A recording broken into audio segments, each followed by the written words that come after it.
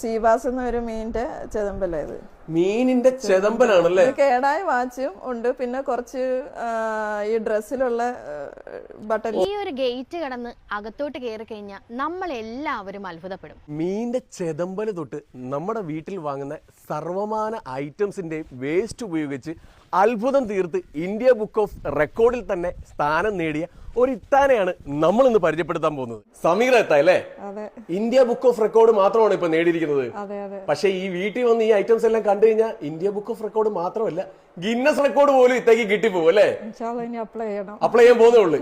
ഇത്ത, എന്താണ് നമ്മുടെ വിശേഷങ്ങൾ? മൊത്തത്തിൽ നമ്മുടെ പ്രേക്ഷകർക്ക് ഒന്ന് പറഞ്ഞു കൊടുക്കാവോ? 100 വേസ്റ്റ് മെറ്റീരിയൽ ഉപയോഗിച്ചിട്ട് 236 ഐറ്റം ചെയ്തതിനാണ് ഇന്ത്യ ബുക്ക് ഓഫ് റെക്കോർഡ് കിട്ടിയത്. അതും 100 വേസ്റ്റ് മെറ്റീരിയൽ എന്ന് പറഞ്ഞു കഴിഞ്ഞാൽ അതിനകത്ത് പക്ഷികളുടെ തൂവലാണെങ്കിലും മീന്റെ ചെതമ്പലുണ്ട്, കല്ലുമേക്കാട് തോടുണ്ട്, അങ്ങനെ നീണ്ടു പോവുകയാണല്ലേ?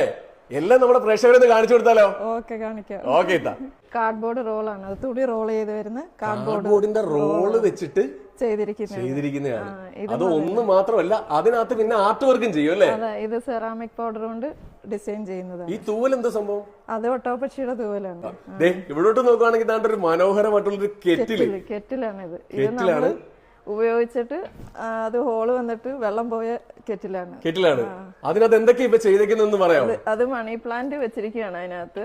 ഇത് മുട്ടയുടെ തോട് ഉപയോഗിച്ചിട്ട് ടെക്സ്ചർ കൊടുത്തിരിക്കുക. കല്ലുമേക്കാട് തോടാണ് മയിലിന്റെ പീലിയാക്കിയിരിക്കുന്നത്. ബാക്കിയെല്ലാം വരച്ചേക്കുന്നതാ? അത് ക്ലേ വെച്ച് ചെയ്തേക്കുന്നത്. പിന്നെ ഇങ്ങോട്ട് നോക്കുകയാണെന്നുണ്ടെങ്കിൽ ഇത് കക്കയുടെ തോട്. കല്ലുമക്ക എടുത്തപ്പോ പിന്നെ കക്ക എങ്ങനെ ഒഴിവാക്കാനല്ലേ? കക്കയുടെ തോട് വെച്ച് ഇതേ മനോഹരമായിട്ടുള്ളൊരു ലേഡി ഉണ്ടാക്കിയിട്ടുണ്ട്. ഇത് പിസ്താടെ തോടാണ്. പിസ്താ തോട്. സത്യം പറഞ്ഞു കഴിഞ്ഞാൽ ഇവിടെ വല്ലതും കഴിച്ചിട്ടെടുത്ത് കളയാൻ പറ്റൂത്താ? ഇല്ല, കളയാനൊന്നുമില്ല.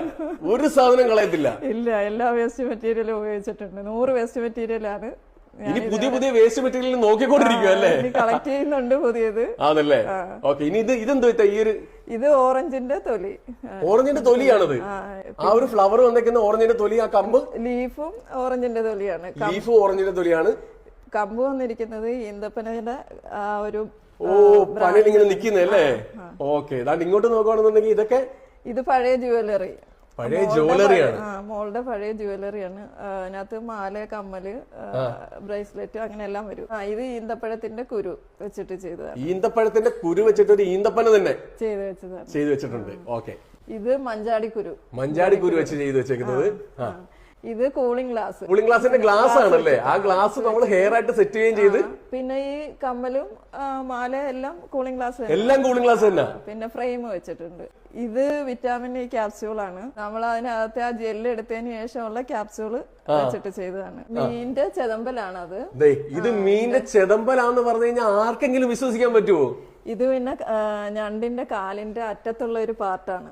ഞണ്ടിന്റെ കാലിന്റെ അറ്റത്തുള്ള പാർട്ട് മീനിന്റെ ചെതമ്പലും വെച്ചിട്ട് ചെയ്തൊരു മയില്. ഇതും പെട്ടെന്ന് ആർക്കും ഒന്നും മനസ്സിലാകത്തില്ല എന്തോ സംഭവം എന്നുള്ളത്. പ്ലാസ്റ്റിക് വയറാണ്. നമ്മള് ഈ ബോക്സ് ഒക്കെ കെട്ടി വരുന്ന പ്ലാസ്റ്റിക്കിന്റെ വള്ളിയാണല്ലേ?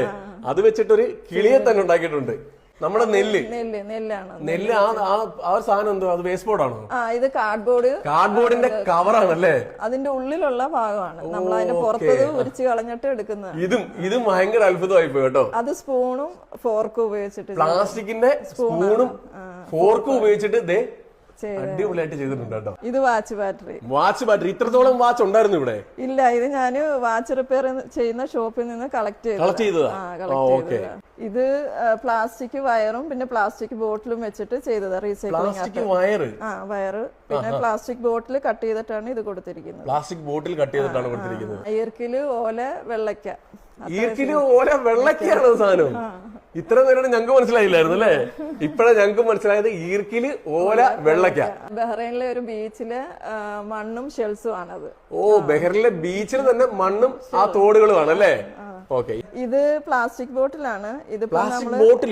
ബോട്ടില് കട്ട് ചെയ്ത് നമ്മുടെ നിവ്യയുടെയും ബോഡി ലോഷന്റെ ഒക്കെ ബോട്ടിലുകള്. നിവ്യയുടെ ബോട്ടിലുണ്ട്, പിന്നെ വധിക ഷാമ്പൂവിന്റെ ബോട്ടിലുണ്ട്. പിന്നെ ഇത് ബോട്ടിന്റെ ക്യാപ്പ് കട്ട് ചെയ്ത് വെച്ചതാണ്.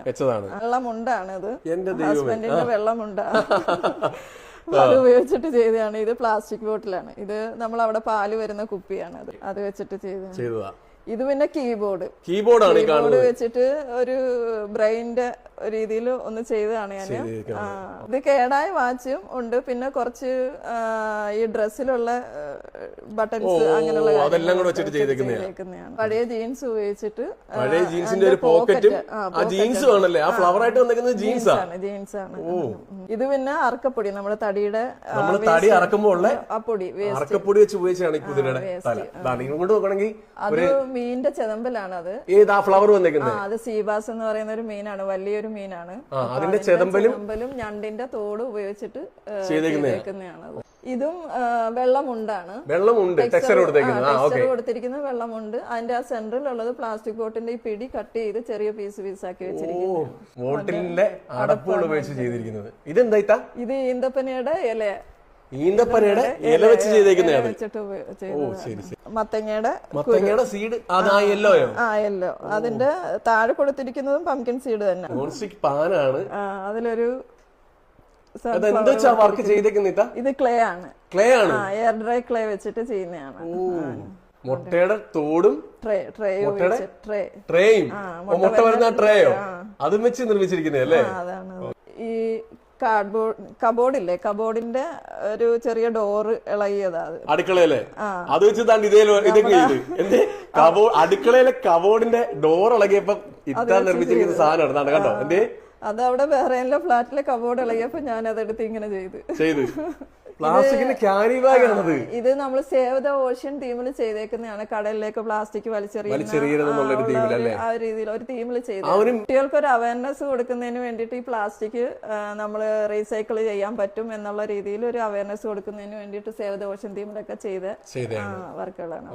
ഇത് മോളുടെ പഴയ ഷൂ ആണ്, ഷൂ ഉപയോഗിച്ചിട്ട് ചെയ്തത്.